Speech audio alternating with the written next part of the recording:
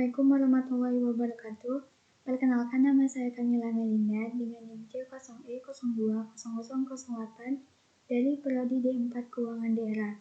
Di sini saya akan mempresentasikan makalah saya yang berjudul tentang pelaksanaan penerimaan dan pengeluaran negara dari mata kuliah perbendaharaan. Yang pertama, saya akan menjelaskan tentang penerimaan dan pengeluaran negara. Sumber penerimaan dan pengeluaran negara. Pemerintah merupakan bentuk dari pembiayaan pembangunan. Pembangunan yang dilakukan oleh pemerintah pusat maupun pemerintah daerah mau tidak mau pasti memerlukan biaya. Segala bentuk pembiayaan dalam hal ini, sumber penerimaan dan pengeluarannya semuanya tercantum dalam APBN dan APBD. Secara umum, penerimaan dan pengeluaran pemerintah pusat maupun daerah. Selanjutnya yaitu mengenai pelaksanaan penerimaan negara. Sumber penerimaan pemerintah pusat dalam Undang-Undang Nomor 10 Tahun 2010 tentang APBN tahun anggaran 2011 adalah semua penerimaan negara yang berasal dari penerimaan perpajakan, penerimaan negara bukan pajak, dan penerimaan hibah dari dalam dan luar negeri. Sumber penerimaan atau pendapatan negara terdiri dari 3 jenis, yaitu sebagai berikut.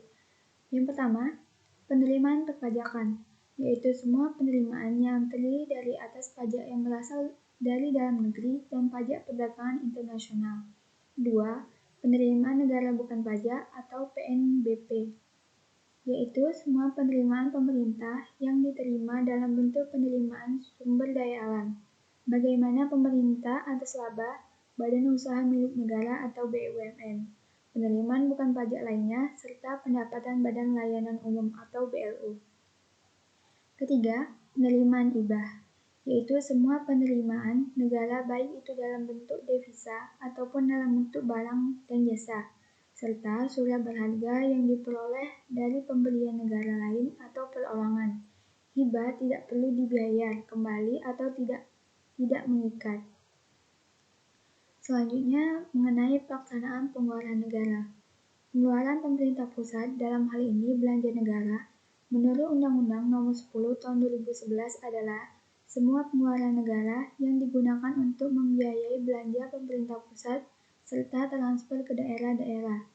Pengeluaran pemerintah pusat terdiri atas 3 jenis. Berikut ini merupakan jenis pengeluaran pemerintah menurut Undang-Undang Nomor 10 Tahun 2010 tentang APBN. Yang pertama, belanja pemerintah pusat menurut organisasi, ialah belanja pemerintah pusat yang dialokasikan pada kementerian atau lembaga yang sesuai dengan program-program rencana kerja pemerintah yang dilakukan.